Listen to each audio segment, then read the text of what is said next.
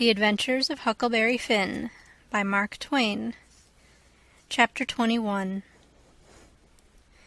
It was after sun-up now, but we went right on and didn't tie up. The King and the Duke turned out by and by, looking pretty rusty, but after they'd jumped overboard and took a swim, it chippered them up a good deal.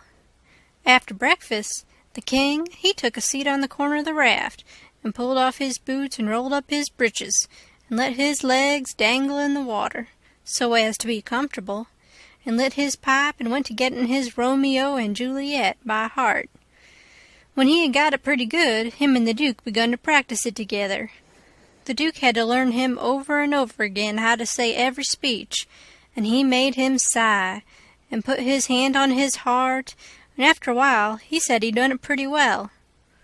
"Only," he says, "you mustn't bellow out Romeo that way like a bull. You must say it soft and sick and languishy. So, Romeo. That is the idea. For Juliet's a dear, sweet, mere child of a girl, you know, and she doesn't bray like a jackass." Well, next they got out a couple of long swords that the Duke made out of oak laths, and begun to practice a sword fight. The Duke called himself Richard III, and the way they laid on and pranced around the raft was grand to see. But by and by the King tripped and fell overboard, and after that they took a rest, and had a talk about all kinds of adventures they'd had in other times along the river. After dinner the Duke says, "Well, Capet, we'll want to make this a first-class show, you know, so I guess we'll add a little more to it. We want a little something to answer encores with, anyway." "What's encores, Bilgewater?" The Duke told him, and then says, "I'll answer by doing the Highland fling, or the sailor's hornpipe, and you, well, let me see. Oh, I've got it. You can do Hamlet's soliloquy." "Hamlet's which?" "Hamlet's soliloquy, you know, the most celebrated thing in Shakespeare. Ah, it's sublime, sublime. Always fetches the house. I haven't got it in the book. I've only got one volume, but I reckon I can piece it out from memory. I'll just walk up and down a minute and see if I can call it back from recollection's vaults." So he went to marching up and down, thinking and frowning horrible every now and then. Then he would hoist up his eyebrows, next he would squeeze his hand on his forehead and stagger back and kind of moan. Next he would sigh, and next he'd let on to drop a tear. It was beautiful to see him. By and by he got it. He told us to give attention. Then he strikes a most noble attitude, with one leg shoved forwards and his arms stretched away up and his head tilted back, looking up at the sky. And then he begins to rip and rave and grit his teeth, and after that, all through his speech, he howled and spread around and swelled up his chest and just knocked the spots out of any actin' ever I see before. This is the speech. I learned it easy enough while he was learning it to the King. "To be or not to be, that is the bare bodkin, that mixed calamity of so long life. For who would fardels bear till Burnham wood do come to Dunsinane, but that the fear of something after death murders the innocent sleep, great nature's second course, and makes us rather sling the arrows of outrageous fortune than fly to others that we know not of. There's the respect must give us pause. Wake Duncan with thy knocking, I would thou couldst, for who would bear the whips and scorns of time, the oppressor's wrong, the proud man's contumely, the law's delay, and the quietus which his pangs might take in the dead waste and middle of the night, when churchyards yawn in customary suits of solemn black, but that the undiscovered country, from whose bourne no traveller returns, breathes forth contagion on the world, and thus the native hue of resolution, like the poor cat in the adage, is sicklied o'er with care, and all the clouds that lowered o'er our housetops with this regard their currents turn awry, and lose the name of action. 'Tis a consummation devoutly to be wished. But soft, you, the fair Ophelia, ope not thy ponderous and marble jaws, but get thee to a nunnery, go. Well, the old man, he liked that speech, and he mighty soon got it so he could do it first rate. It seemed like he was just born for it. When he had his hand in and was excited, it was perfectly lovely, the way he would rip and tear and rear up behind when he was getting it off. The first chance we got, the Duke he had some show bills printed, and after that, for 2 or 3 days as we floated along, the raft was a most uncommon lively place, for there warn't nothing but sword-fighting and rehearsing, as the Duke called it, going on all the time. One morning, when we was pretty well down the state of Arkansas, we come in sight of a little one-horse town in a big bend. So we tied up about 3/4 of a mile above it, in the mouth of a crick which was shut in like a tunnel by the cypress trees, and all of us but Jim took the canoe and went down there to see if there was any chance in that place for our show. We struck it mighty lucky. There was going to be a circus there that afternoon, and the country people was already beginning to come in all kinds of old shackly wagons and on horses. The circus would leave before night, so our show would have a pretty good chance. The Duke, he hired the courthouse, and we went around and stuck up our bills. They read like this: Shakespearean Revival! Exclamation, exclamation, exclamation! Wonderful attraction! Exclamation! For one night only! Exclamation! The world-renowned tragedians, David Garrick the Younger of Drury Lane Theatre, London, and Edmund Kean the Elder of the Royal Haymarket Theatre, Whitechapel, Pudding Lane, Piccadilly, London, and the Royal Continental Theatres, and their sublime Shakespearean spectacle, entitled The Balcony Scene in Romeo and Juliet! Exclamation, exclamation, exclamation! Romeo, Mr. Garrick. Juliet, Mr. Kean. Assisted by the whole strength of the company! Exclamation! New costumes, new scenery, new appointments! Exclamation! Also, the thrilling, masterly, and blood-curdling broadsword conflict in Richard III! Exclamation, exclamation, exclamation! Richard III, Mr. Garrick. Richmond, Mr. Kean. Also, by special request, Hamlet's immortal soliloquy! Exclamation, exclamation! By the illustrious Kean! Exclamation! Done by him 300 consecutive nights in Paris! Exclamation!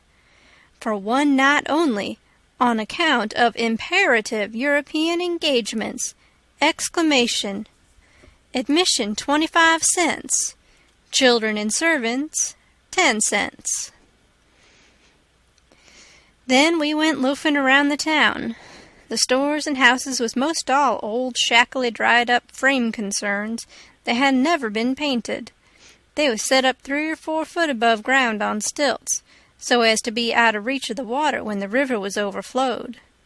The houses had little gardens around them, but they didn't seem to raise hardly anything in them but Jimson weeds and sunflowers and ash piles, and old curled-up boots and shoes, and pieces of bottles and rags and played-out tinware.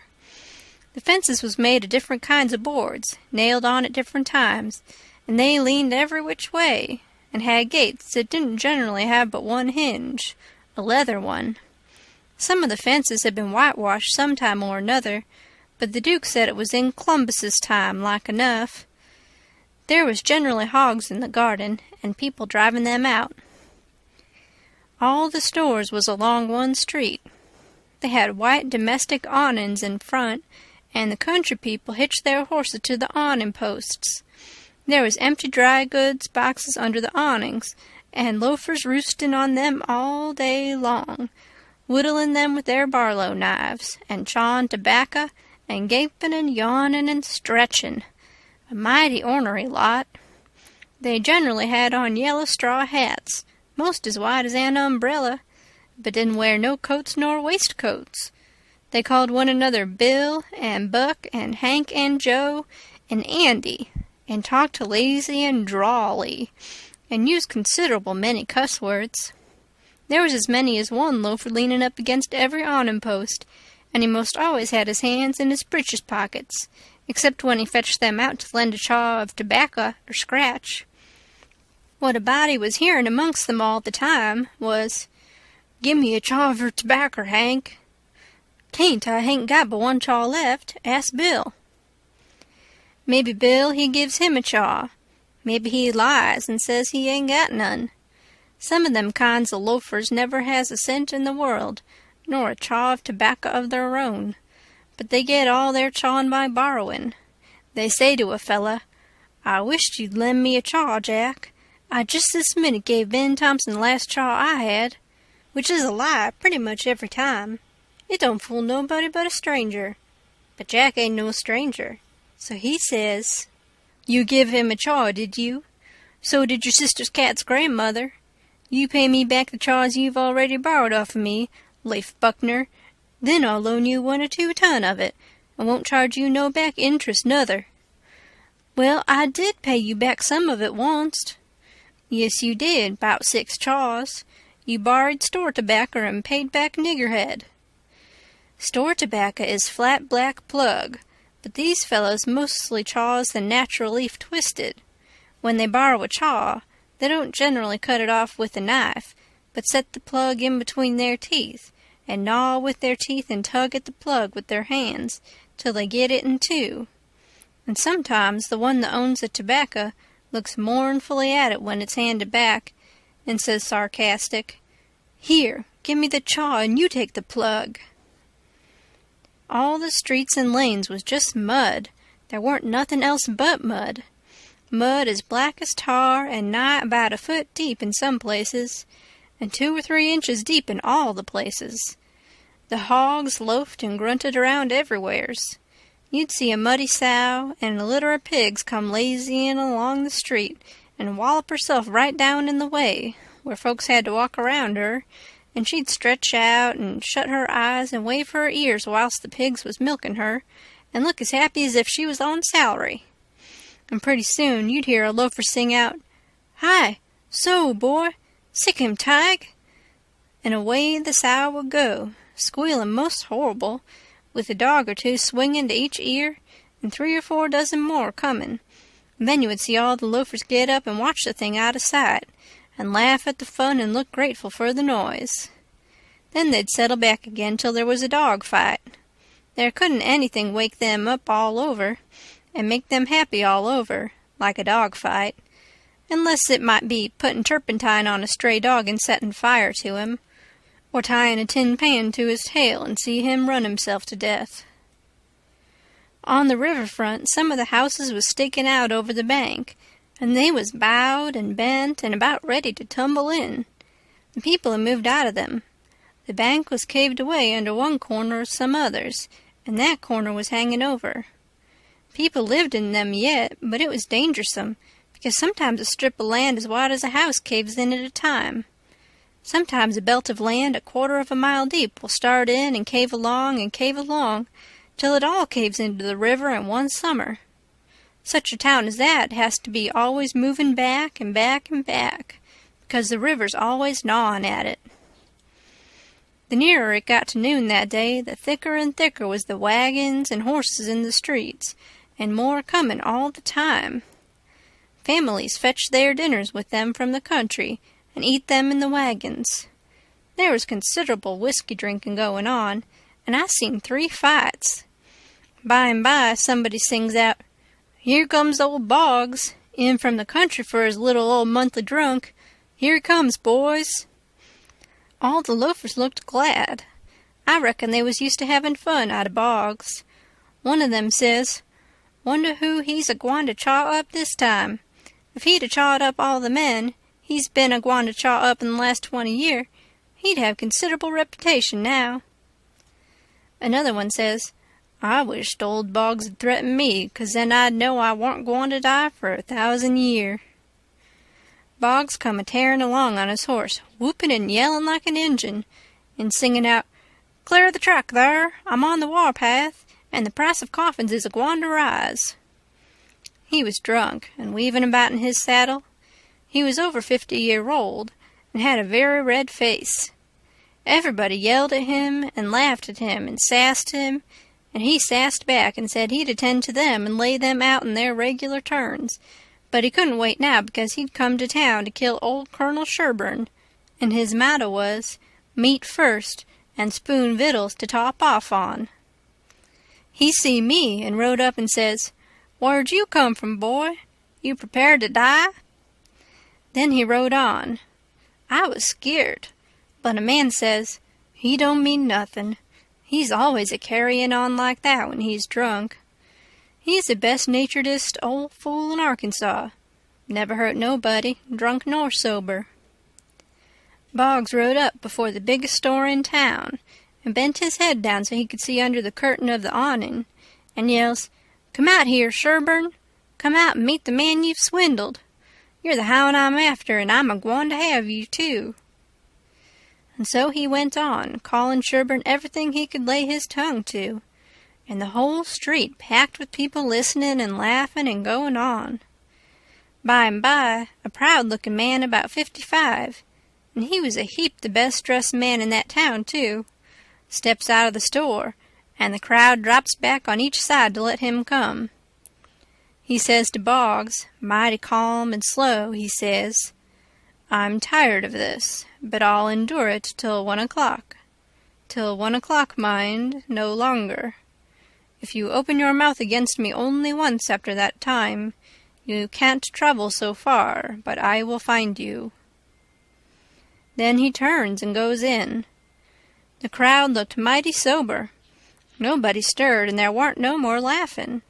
Boggs rode off, blackguarding Sherburne as loud as he could yell, all down the street, and pretty soon back he comes and stops before the store, still keeping it up. Some men crowded around him and tried to get him to shut up, but he wouldn't. They told him it would be 1 o'clock in about 15 minutes, and so he must go home. He must go right away. But it didn't do no good.